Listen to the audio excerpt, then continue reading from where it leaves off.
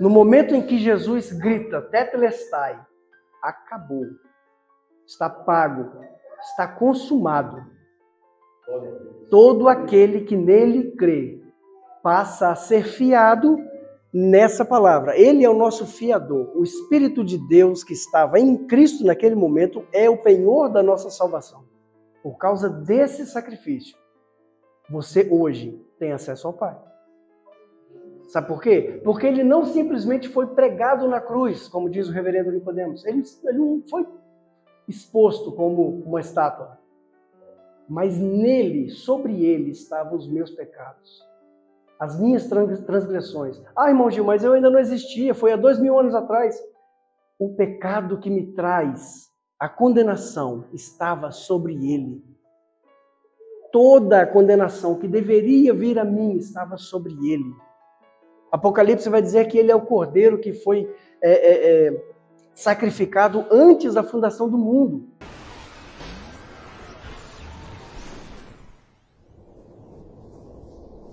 Sobre uma mensagem de Colossenses. Colossenses, capítulo 2, versículo 14. E agora, como é que vai ser o nome da mensagem, então? Pregador chique dá nome para a mensagem, né? Então, para poder fazer jus à foto e o cartaz, eu falei, vamos botar o nome na mensagem. Então, a mensagem vai ser: aceitei Jesus. E agora? A gente está muito acostumado com essa frase.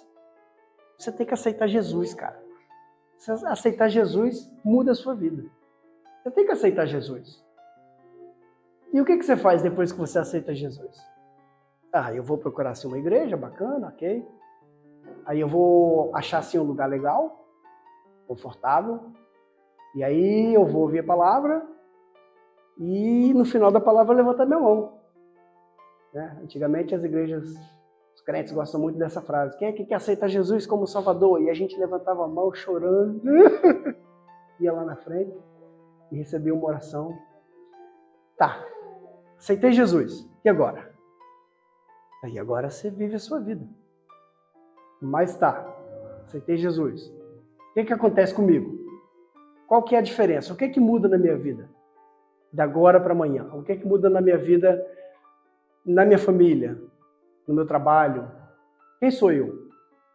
Eu aceitei Jesus, e agora? Muitas vezes a gente escuta essas pessoas dizendo isso, e a maioria dos crentes que você consegue identificar, eles não têm ideia da razão da sua fé. Eles não têm ideia do porquê.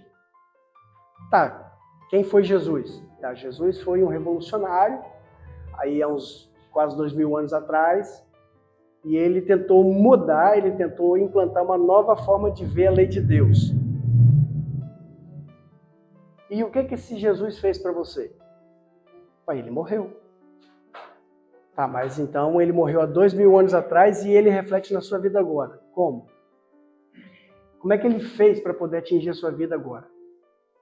Ele morreu aonde?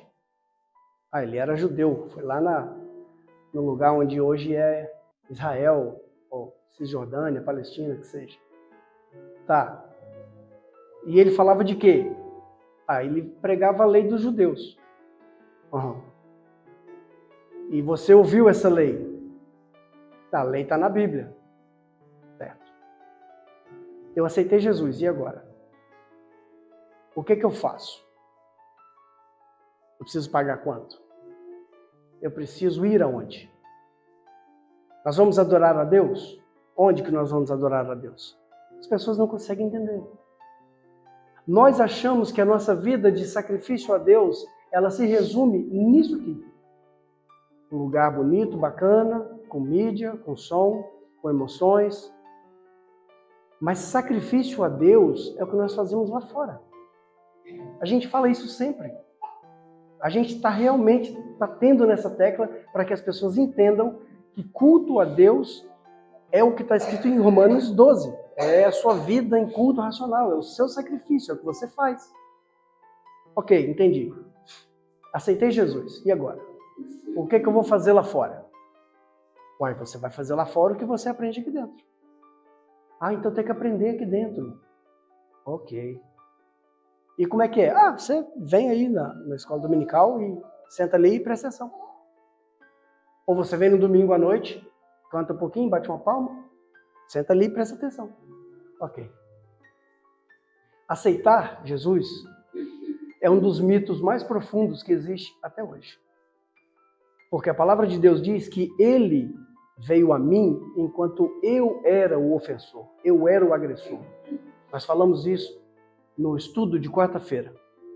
Então não fui eu que aceitei Jesus. Jesus disse para os apóstolos, não foi vocês que me escolheram, eu escolhi vocês.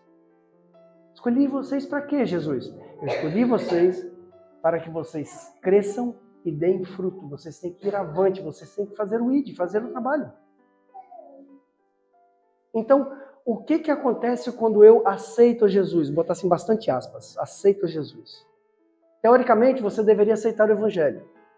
Quando você aceita o Evangelho, quando você lê, estuda, quando você medita, né? O crente gosta muito dessa palavra, meditar na palavra do Senhor, você vai descobrir do que fala a lei do Senhor.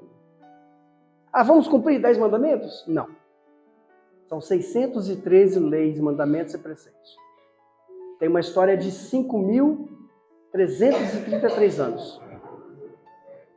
E nesses 5.333 anos, a lei tem por volta, a lei ortogada, mesmo escrita em papel, ou papiro, ou pergaminho, por volta de 3.334 anos. Mas eu não sou judeu. Então, se eu não sou judeu, por que eu estou indo atrás da lei do judeu? Por que eu tento viver a lei do judeu? Não matarás, não assassinarás, não adulterarás. Mas isso é para o judeu. Não. É uma lei universal para todo ser humano. Será? O apóstolo Tiago diz que se você tropeçar em um único preceito de lei, você quebra 613 mandamentos, porque quem criou um também criou o outro. Quem criou aquele que diz que você deve respeitar a mulher no período da sua menstruação, também criou o mesmo mandamento que diz que você não pode comer porco. Mas você não é judeu. Ai, eu adoro comer o camarão. Ou um porco. Eu não sou judeu. Eu aceitei Jesus, e agora? Quando você aceita Jesus, quando você aceita o Evangelho, você passa a fazer parte de uma turma classificada como justificados. Vocês assistiram o vídeo que nós fizemos na última semana? A justificação. O que é justificação? Você sabe o que é justificação? É o ato em que você se torna justo ou justificado pelo mérito do seu Messias. Então não é você que faz. Não é você que faz, não é você que trabalha. Eu não preciso mostrar nada para ninguém, eu não preciso provar nada para ninguém. Você foi o alvo do amor de Deus.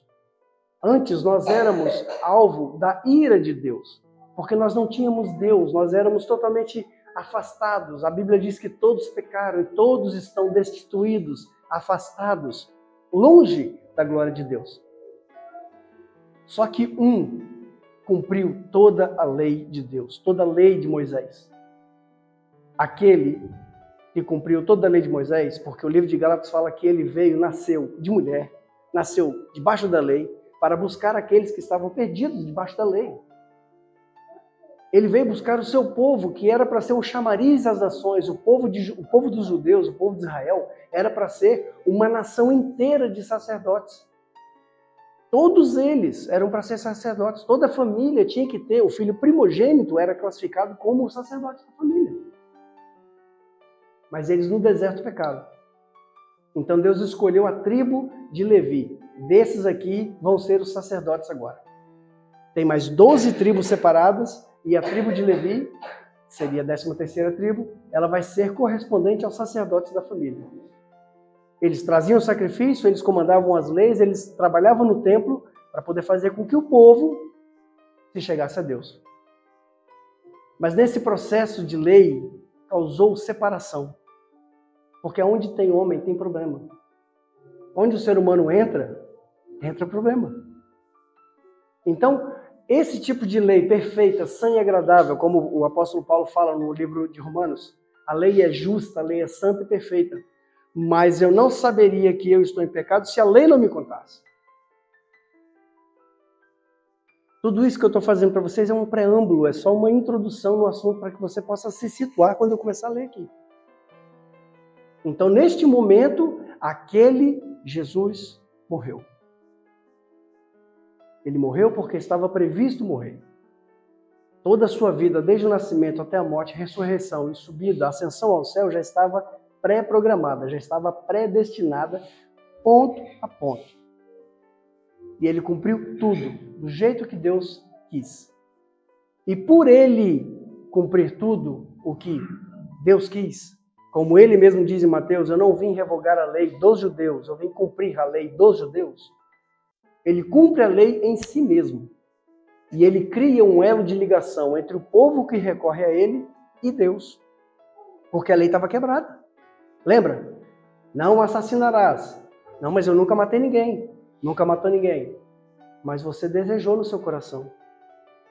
É o mesmo pecado. Porque faz parte de 613 códigos de lei. Abre comigo então. Colossenses capítulo 2, versículo 14. Esse texto é uma coisa muito abrangente. É algo fantástico demais. E você precisa compreender do que se trata esse texto para que você possa ter acesso a toda essa graça que Deus trouxe sobre você. Você ainda não existia aqui na Terra, você ainda não estava vivo, você ainda não tinha noção de quem era Jesus e você já foi abraçado pela graça de Deus. Colossenses, capítulo 2, versículo 14. E anulou a conta, a nossa dívida, com os seus regulamentos que nós éramos obrigados a obedecer. Ele acabou com essa conta pregando-a na cruz. No momento em que Jesus grita, tetelestai, acabou, está pago, está consumado. Todo aquele que nele crê passa a ser fiado nessa palavra. Ele é o nosso fiador. O Espírito de Deus que estava em Cristo naquele momento é o penhor da nossa salvação. Por causa desse sacrifício, você hoje tem acesso ao Pai. Sabe por quê? Porque ele não simplesmente foi pregado na cruz, como diz o reverendo Nicodemos. Ele não foi exposto como uma estátua. Mas nele, sobre ele, estavam os meus pecados. As minhas transgressões. Ah, irmão Gil, mas eu ainda não existia. Foi há 2000 anos atrás. O pecado que me traz a condenação estava sobre ele. Toda a condenação que deveria vir a mim estava sobre ele. Apocalipse vai dizer que ele é o cordeiro que foi sacrificado antes da fundação do mundo. O sacrifício dele é global, ele engloba tudo antes. Por isso que ele era, ele é e ele sempre será. Ele é o primeiro, ele é o único, ele é o último. Não há outro fora dele. Isaías 53 vai dizer para você que o castigo que me traz a paz hoje estava sobre ele. E por causa dos seus machucados eu fui sarado. Ele não simplesmente estava preso naquela cruz, mas o escrito de dívida que eu tinha estava nele quando ele foi pregado na cruz. Imagina bem, eu chego no céu, aí tem lá um anjinho e ele pega a lista. Não adulterarás. Na frente vai estar escrito assim, pago. Não roubarás. Pago. Todos os 613 preceitos que eu deveria cumprir para ser um ser humano melhor, eu falhei. Mas na frente está escrito pago. Porque eu fui justificado pelo sangue de Cristo. Está escrito na frente de cada um, tetelestai, está pago, está consumado. Às vezes a gente senta na cadeira e pergunta, eu aceitei Jesus, e agora? O que eu faço? Fiz. Você tem que se fiar, você tem que se escorar no sacrifício de Jesus. Ele é o verdadeiro, fiel sacrifício. E nós temos que nos confiar sobre. Porque depois que ele faz isso, não existe nenhum escrito de dívida contra você. Nós, outrora, que estávamos afastados do reino de Deus, que não conhecíamos a Deus, agora nós conhecemos, porque eu fui atingido pelo amor de Deus. Jesus, naquela cruz, ele comprou para mim um novo e vivo caminho. Eu não preciso mais de uma lista de mandamentos, regras, para poder conseguir, ter uma audiência com Deus. Olha, eu cumpri tudo isso, eu fiz todas essas coisas. Isso me dá direito a um ticket, uma visita para poder chegar perto de Deus. E mesmo assim, ele ia dizer para mim, você é pecador. Mas nesse momento, quando Cristo morre por mim, e ele está cravado na cruz, ele segura o escrito de dívida que havia contra mim. Agora Jesus está lá, e eu chego diante de Deus. Senhor, tem misericórdia de mim. Ele não vê o Gil pecador, porque eu fui justificado pelo sangue de Deus. Jesus naquela cruz.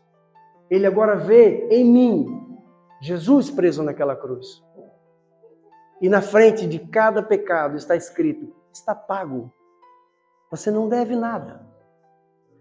Porque eu creio em Jesus como meu Salvador, eu acredito na história da cruz, eu acredito em todo o Evangelho. Porque o Evangelho é a boa nova de salvação para o povo.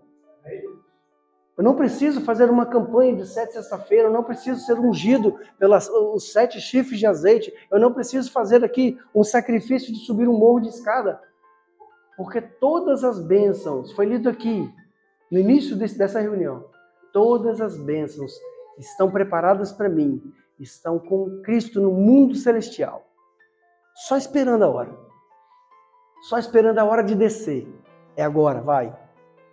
Caia sobre ele, caia sobre ela, que você seja abençoado em nome de Jesus. E você nesse momento vai receber algo que você é incapaz de adquirir. Porque o próprio Cristo fez para que você conseguisse chegar perto dele.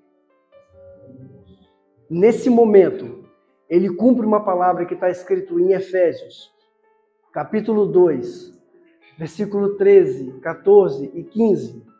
Eu aceitei Jesus, pastor Gilson, e agora? O que eu faço? Eu aceitei Jesus. E agora? O que eu faço? Mas agora, versão nova tradução da linguagem de hoje. Mas agora, unidos com Cristo Jesus, você aceitou Jesus, não aceitou? E agora? Mas agora, unidos com Cristo Jesus, vocês que estavam longe de Deus, foram trazidos para perto dele, pela morte de Cristo na cruz. Irmãos, eu não preciso de frase de efeito, está escrito na Bíblia. Eu não preciso de marketing e propaganda, está escrito aqui, versículo 15, 14. Pois foi Cristo. Foi Mesquita? Não. Foi Zé Filho? Foi Kerlon? Foi Graciele? Não. Foi Cristo, o seu Messias, quem nos trouxe a paz, tornando os judeus e os não-judeus um único povo. Por meio do sacrifício do seu corpo, ele derrubou o muro de inimizade que separava os judeus dos não-judeus. Ele acabou com a lei. Você pode ler o 15 comigo? Ele acabou com a lei, juntamente com os mandamentos. Será que tem alguém lendo? Ele acabou com a lei, juntamente com os mandamentos, regulamentos, e dos dois povos formou um único povo, novo, unido com ele. Foi assim que ele trouxe paz. Um dado interessante para você entender. Vamos imaginar que aqui, nesse lugar azul, no tapete, era o templo de Salomão, né? Então, aqui mais ou menos no meio, tinha um edifício, onde somente os Kohanim, que são os sacerdotes, entravam. E o ofertante, quando queria fazer uma oferta, dependendo de que tipo de oferta que ele tivesse, ele poderia entrar em algum local desse edifício. Fora do edifício, tinha um pátio. No pátio, vamos fingir que o lugar azul aqui é todo o pátio externo do templo. Você não podia ficar perto de um judeu. E se você fosse não judeu, mulher, você tinha que ficar mais longe ainda. Existiam divisas. Existiam muros que separavam, dependendo da santidade do povo. É isso que Paulo está falando aqui. Cristo, ele derrubou o muro que separava você do santo judeu. Ele destruiu o muro de inimizade. Todos nós que éramos inimigos de Deus, agora fomos trazidos para perto, nós somos amigos de Deus. Irmãos, imagina isso. Se eu, que era inimigo de Deus, fui visitado por Ele, a sua graça caiu sobre mim, me atingiu e me trouxe para perto.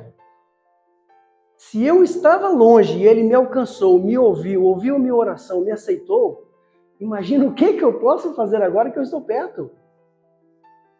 Imagina o que você pode fazer agora que você está perto, você é amigo de Deus. Você foi achado, você foi reencontrado pelo Criador do universo. Eu aceitei Jesus, e agora? O que eu faço? Agora? Você aceitou Jesus? Você entendeu o sacrifício? O escrito de dívida que pendia contra você foi cravado naquela cruz?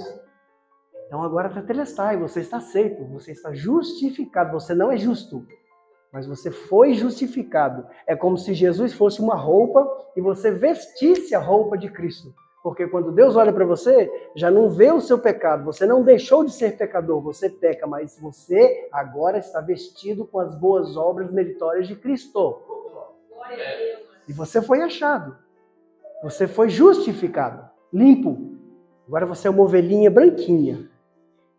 Não existe inimizade entre você e Deus. O muro que afastava você de Deus foi quebrado. O véu foi rasgado. Já não precisa de sacerdote, já não precisa de pastor, padre, papa, ou qualquer que seja o título que eles queiram inventar para poder você chamar. Na sua casa, no seu quarto, você ora e Deus ouve você. Ele recebe a sua oração. Você tem amigo no céu. E uma coisa muito interessante.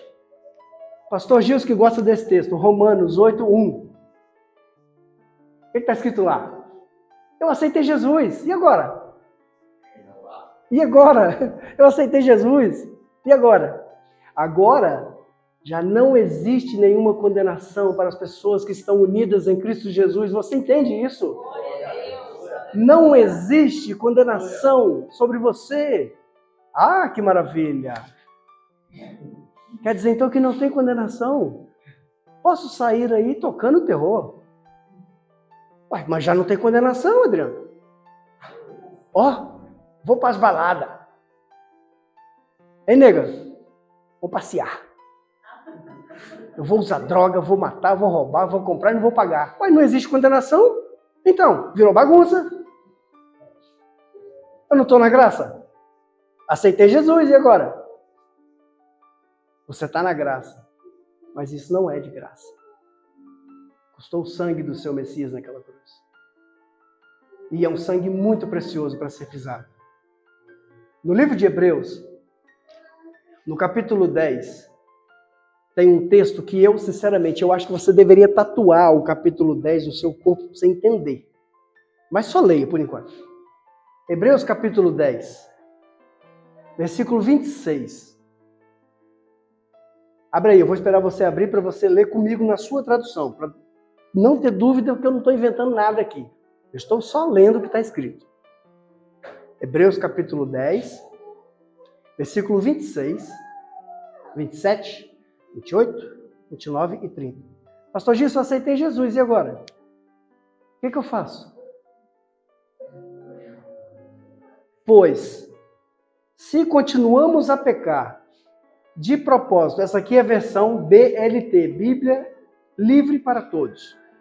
Pois, se continuarmos a pecar de propósito, após termos o entendimento da verdade, não haverá qualquer outro sacrifício para nos livrar do pecado. Você leu isso? Tudo o que restará será o medo quando estivermos esperando pelo julgamento que está próximo e pelo terrível fogo que destrói aqueles que são contra Deus. Mas eu aceitei Jesus, pastor Jesus. E agora? Pera lá, não, tá errado isso aqui. Não. Eu vou continuar lendo. Aquele que rejeita a lei de Moisés é condenado à morte sem misericórdia após 2 ou 3 testemunhas serem ouvidas. Você sabia disso?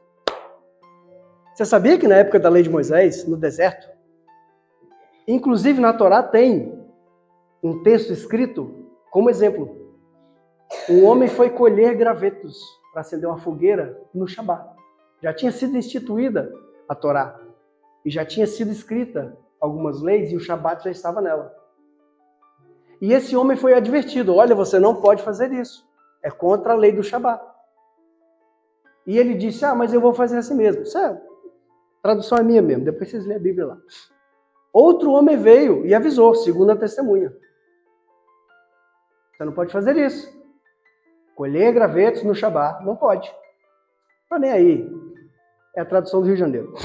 Aí, esses dois foram até o que nós chamamos de tabernáculo. Já tinha o Sanhedrin, já tinha o Sinédrio, 70 homens.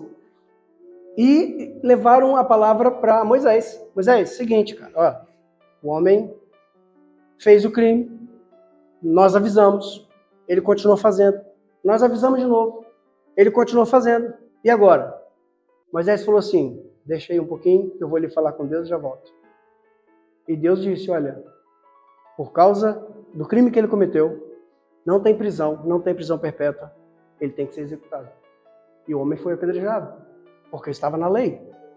Se você fizer trabalho no Shabat, aí o texto fala aqui, olha lá que legal. Aquele que rejeita a lei de Moisés é condenado à morte sem misericórdia após 2 ou 3 testemunhas serem ouvidas. Aí o escritor aos Hebreus fala dessa maneira. Não será muito pior a punição de alguém que possa merecer por causa de desprezar o Filho de Deus e por desconsiderar o sangue daquele que zelou o acordo que nos purificou? E o que dizer de alguém que insultar o Espírito da graça? Nós conhecemos a Deus e ele disse, eu garantirei que a justiça seja feita, darei às pessoas o que elas merecem. E ele também diz, o Senhor julgará o seu povo. E agora? Você quer viver na lei ou na graça? Onde é que você está? Eu aceitei Jesus, e agora? Até agora que estava na coisa boa, né? Na graça, opa, que beleza. Ó, já não tem condenação, já não tem muro que separa, já não tem lista de mandamentos. Então eu posso tocar o terror. Não, não pode, cara. Você não pode fazer o que você quiser. O apóstolo Pedro vai dizer para você, aquele que conhece a graça, ele alcança o perdão dos pecados, e ele volta a pecar de propósito, ele é comparado a uma porca que foi lavada e voltou a chafurdar na lama. Ou pior, ele é comparado a um cachorro que vomitou, deu uma voltinha e comeu e almoçou de novo. Você entende isso? Cara, você foi resgatado sem merecer, você não merecia. Você foi alcançado pela graça de Deus, você é justificado. Na frente dos 613 escritos de dívida está escrito tetelestai, está pago. Você quer viver pecando para quê? Irmão Gil, mas vai dizer que você não peca? É claro que eu peco, eu sou pecador. Nós todos somos. Mas uma coisa é pecar por acidente, outra coisa é pecar por vício. A graça de Deus não é de graça. O espírito da promessa é o que sela você no dia do encontro com o seu Criador. Quando você encontrar com o seu Criador, não vai estar escrito o seu nome lá, cara. Vai estar escrito Jesus. Você já foi no casamento? Aqui na quarta-feira eu falei um pouco sobre o costume que a gente tem no Brasil, né? Quando você é convidado para um casamento, tem lá aquele convite bonitão assim, grande, dobrado ao meio. Tem uns que até toca musiquinha, quando você abre assim, ele toca a musiquinha do Titanic, é bonito pra caramba. E aí, dentro do convite, tá escrito lá, poxa, eu gostaria que você fosse no meu casamento e tal, vai ser dia tal, no lugar tal, vai ser muito bom que você pudesse ir lá. Ok. Algumas pessoas são mais próximas. São amigas. E aí elas ganhavam um convitezinho, uma senha, que era muito pequenininho, era uma coisinha assim de nada. Que era aquele papelzinho que garantia que você ia jantar depois do casamento na igreja. E aí, se por acaso, nesse trajeto, que geralmente não era no mesmo lugar, hoje em dia já existem essas casas de festa, né? Antigamente não. Eu, quando casei com essa digníssima senhora, a gente casou em um lugar do bairro e a festa foi em outro lugar, do outro bairro, né? O tanto de gente que se perdeu no caminho, não comeu a torta. Porque era longe. Então, antigamente era assim. E geralmente lá na festa, na porta, tem lá uma pessoa, o segurança, que ele não conhece você. E ele vai ficar na porta e se você quer entrar, tem que mostrar o bilhetinho. Quer entrar? Bilhetinho. Nós estamos nos preparando para as bodas do Cordeiro, a festa de casamento do Filho de Deus. Vai chegar o momento que você vai chegar ali na porta e você não tem convite. Porque você é um pecador desprezível. Só por isso. E aí você consegue, então, falar com o noivo está lá dentro. Olha, eu tô aqui fora. E eu não consigo entrar porque eu estou sem o convite. E aí o noivo vai ao seu encontro na porta. E ele fala com segurança, deixa entrar. Ah, mas ele não tem convite. Mas ele é meu amigo. Você entendeu isso? Você foi justificado, você não merece, você é um pecador, mas só que você foi justificado. Quando você chegar diante do seu Criador, o nome do escrito de dívida vai estar apagado. Você já não deve mais nada. Ah, que beleza! Não devo mais nada. É igual na Renner, você faz lá aquela compra na Renner, fica com o nome sujo, vai para o SPC, Serasa e tudo. Ah, vai passar 5 anos, vai caducar. O que você faz? Volta lá e compra de novo. Nós somos lavados, remidos, justificados. Nós vamos voltar ao pecado de novo. Nós vamos voltar a assassinar, a roubar, a sair fazendo loucura de novo. Gálatas, capítulo 2, versículo 20 e 21. Eu fui crucificado com Cristo. Assim, não sou eu quem está vivo, mas é Cristo que vive em mim. E a vida que agora eu vivo neste corpo, eu vivo pela fé no Filho de Deus, que me amou e que se me deu em sacrifício por mim. Sigam-me. Digam-me como eu poderia rejeitar a graça de Deus? Pois se pudéssemos nos tornar justos ao seguir a lei, então a morte de Cristo teria sido completamente sem sentido. Você consegue entender isso? Não é a campanha que vai te aproximar de Deus. Não é o autossacrifício. O jejum é uma peça muito importante no seu arsenal, para que você consiga identificar as coisas do mundo, para que você consiga atingir níveis de santificação, para que você consiga se desprender daquilo que te domina, mortificar a carne, como Paulo fala, eu esmurro a minha carne. Nós também temos que fazer isso, mas não é moeda de barganha. Horas e horas de oração, é isso mesmo, é para orar. Ora de joelho, sentado em pé, ora cozinhando no banheiro, ora no trabalho, ora. Mas isso não faz de você melhor. O que faz de você melhor é que você está morto com o Cristo. Já não é você que vive, é Cristo que vive em você. Isso faz com que você tenha acesso a Deus. Romanos capítulo 5, agora que nós somos justificados pela graça de Deus, pela fé em Cristo Jesus, temos igualmente acesso a essa graça, que nos permite chegar diante de Deus. Somos amigos de Deus. O livro de João ainda vai mais longe. Aqueles que aceitaram a Cristo Jesus como seu Senhor, tiveram o direito de ser chamados filhos de Deus. Vocês saíram do status de criatura para amigo, e do amigo vocês chegaram a ser filhos de Deus. Filhos de Deus. Não é só aceitar Jesus. Porque antes mesmo que você estivesse dentro dessa igreja, você já tinha sido aceito por Ele. Não é só buscar Jesus, porque antes que você estivesse aqui dentro, você já foi buscado por Ele. Não é nada que eu digo, não é nada que eu faço, não é o que você lê. É o Espírito de Deus que está dentro de você e faz a ligação de volta. E faz você entender que sem Jesus, você é o mais pobre, desgraçado pecador. E que quando nós nos aproximamos de Deus, unidos com Cristo, vestidos com as obras meritórias de Cristo, nós somos filhos de Deus. É disso que consiste a palavra. É disso que consiste o Evangelho. Dia após dia, todos os dias, no seu trabalho, na sua casa, aonde você está, aquele lugar onde você está, é o seu campo missionário. Você acha que você veio para a Europa para você ficar rico? Você acha que você veio para cá para você ganhar em euro? Você acha que você aceitou Jesus para poder ir para o céu e viver uma festa? Você é um comissionado de Deus aqui. Porque se Deus pensasse só em você, quando você aceitou Jesus, foi remido, lavado, justificado, Ele puxava você para Ele. Mas Ele deixou você ficar aqui, para você fazer um trabalho. Ide por todo mundo e pregai o Evangelho a toda criatura. Aquele que crer será salvo. Todo mundo adora João 3,16, já viu? João 3,16 é ótimo.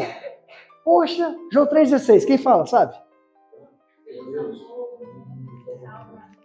Que unigênito para ele crer, não pereça. Deus amou. Puxa vida. Deus amou. Olha que coisa linda. Deus é amor. Você já leu 36? Já leu 36? Leia aí, nega, o 36, faz favor. Isso é lindo demais, porque Deus amou. Olha, todo mundo hoje em dia fala esse texto. Não julgueis, porque Deus amou o mundo de tal maneira. É lindo. É. Só que no mesmo capítulo, João 3,16, também está o João 3,36. Lê, por favor. Aquele que crê no Filho tem a vida eterna, mas aquele que não crê no Filho não verá a vida, mas a ira de Deus sobre ele permanece. Aquele que não tem o Filho de Deus, sobre ele permanece a ira de Deus. Aceitei Jesus, e agora? Se você realmente aceitou o Evangelho, você passou do status de criatura para amigos de Deus. Se você foi lavado, remido, justificado, você passou do status de amigo para filho de Deus. Então saia e leve essa mensagem. Pregue esse Evangelho até que ele venha. Amém? Amém. Pai, em nome de Jesus, eu te agradeço, Senhor, pela tua palavra. Eu te agradeço, meu Deus, pelo teu Espírito nesse lugar, Senhor, que é completamente sensível. Nós quase podemos te abraçar nesse lugar, Deus. Eu te agradeço, Senhor, porque o entendimento da tua palavra, Senhor, está em nós. Nós estamos, ó Pai, crescendo na palavra e no conhecimento, crescendo na graça de Deus. Senhor, continua trabalhando, ó Pai querido, nos nossos corações. Continua, Senhor, trabalhando, Pai querido, nas nossas mentes, que nós possamos cada dia nos oferecer como um sacrifício vivo a Deus na nossa vida, na nossa forma de agir, na nossa forma de pensar, na nossa forma de cuidar uns dos outros, ó Pai. Senhor, eu te agradeço, meu Deus, por mais um dia, Senhor. Eu te agradeço, Pai. Te peço, meu Deus, continua, Senhor, conosco. Não só hoje, mas para sempre. Em nome de Jesus. Amém? Glória a Deus. Aleluia.